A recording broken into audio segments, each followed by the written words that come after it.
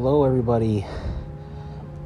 I'm here to inspire you to move and improve. Think about a lifelong training program that you can follow. Think about things in their natural progression, and if you plan on doing something your entire life, why not set it up that it can cater towards exponential payoffs. So most of my training takes inspiration from the monks of Shaolin and Ido Portal, kind of a combo between the two.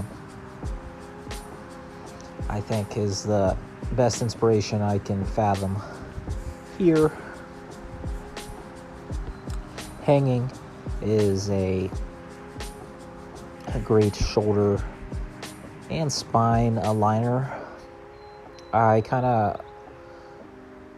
I'm hoping to build so much mastery over the movement that I can improvise and have it gain more than if I were to... I plan on progressing it, and this isn't going to be a math lecture, but exponential compounding returns, compound interest is, Albert Einstein said, was the eighth wonder of the world. And actually, it seems that exponential growth and compounding interest is beyond the intuitive understanding of the human brain, that humans can easily understand linear growth, like 1 + 1 + 1 + 1 + 1. You get that kind of idea, but when it gets compounding and you get a parabola shape or an S-curve, these things become unknown. You can't really comprehend it. So I don't even try to. I just know that I just will take the conscious effort to plan on some compounding returns and plan my exercises around it, and not just stagnate and try to go for the linear, add more reps, add another pull-up, add another push-up, add more weight to the bar. You should be adding different movements, increasingly complex patterns, more robust joints. The muscles stay for a certain amount of time, but the strength within the tendons and the joints are much more long-lasting. There are Shaolin monks who are in pretty good shape, even in their senior age, in the 80s or so. I've seen they got 80-year-old monks still, moving around pretty crisp. You wouldn't really think that they have any hindrance in the movement. So if you're wondering what this workout movement pattern is here, it's mainly a Ido Portal inspired workout called developing leg strength, or developing legs practice, something like that.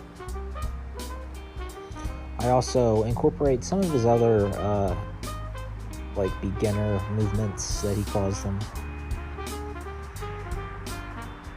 into the flow until I can become more mastery in the movement and have more freedom to improvise and to play around with it.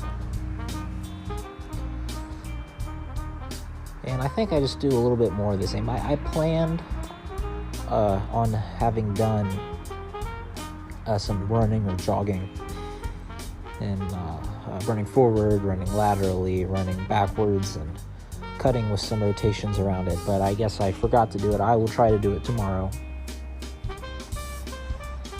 along with some isometrics. I wanted to do some isometrics. I only ended up doing some. I really didn't do any isometrics, but that is going to be kind of when my body is not recovered enough, and I really want to, when the muscles aren't recovered enough and I really want to train the tendons. That's where I would implement isometrics more heavily. Now, it is important to not become so one-sided here. Even though I do focus a lot of time, a lot of energy on sharpening the body, it is maybe even more important to sharpen the mind.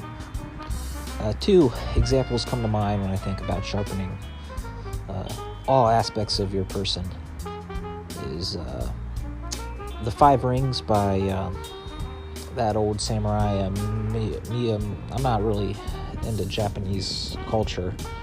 I've been to Japan, but I can't really pronounce the words too much. Miyamoto Musashi, the guy who wrote The Five Rings, the guy Joe Rogan has a tattoo of, and Robert Greene, my favorite author, talks about some amount of time. But he says that you got to be well-rounded, and once you can master one aspect, you can use the mental model you use to master that aspect to master other things. Like, for example, I think about holding a handstand to master, what would be like, the quote is, once you see the way broadly, you can see it in all things, or something like that. But sales would be somewhat of an example. When you talk to somebody, there aren't exactly parallels, but I see the model I use comes from a physical handstand model where you just need to get time under control in the position. So sales would be, you need to have time talking to the clients and be in a selling conversation. And that's similar to holding a handstand. You spend time in the position, in the correct form.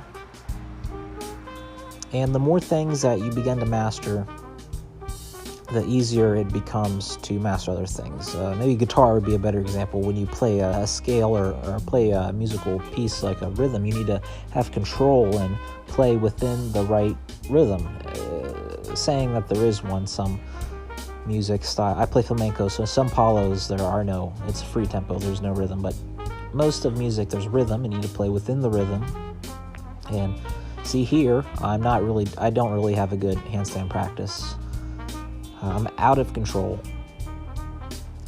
but I'm still in the position, getting time it gives me an opportunity to become in control. But going back to the parallels between handstanding and playing an instrument, you want to be in control to gain the ability to go faster. Like, if I couldn't hold a handstand at all, I wouldn't be able to hop or do a push-up in the handstand position. So being able to play a song in control, which playing a song in control would be playing it slowly and taking your time, not using too much extra movements that aren't exactly needed. So I actually do quite a bit of a stretching routine tonight. I don't know if you can really tell with the pants on, but I am, or you should be able to tell, but I try to bend the knees to get my hips lower, but it doesn't really look like it. But I do bend the knees somewhat here. And I'm doing some good morning stretches along with a squat for as much as I can within the wide-legged, just so I can build some strength within mobility for the leg iron cross and the middle splits, which is a lower body goal. I also take my shoulder flexibility pretty far. The quality of this was, I think I really need to slow down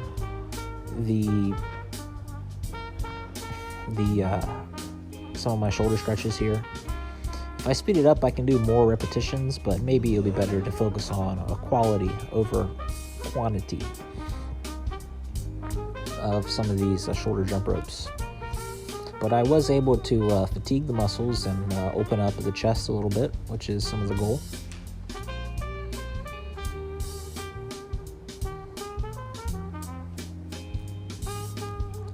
And back to the hip openers, some adductor strength work. So hopefully you guys got some value out of this. If you like the training or you train yourself every day, let me know what you do, what you really find is important? What do you think I'm missing? I'd like to hear what your guys' thoughts on my training is. I want to do some more knee work, but I think I might need to take a few months off before I train knees again, as it takes a couple months for joints and tendons to rebuild. I spent a few months ago, I spent a lot of time pushing the knees and strengthening the joint itself and the tendons and connecting tissues. And now I can reap the benefit in doing some backflips,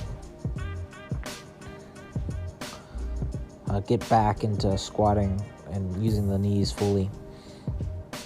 So if you made it this far, please like and subscribe. Thanks for watching. You can see what I do for the rest of the stretching, and I'll see you in the next video. Bye-bye.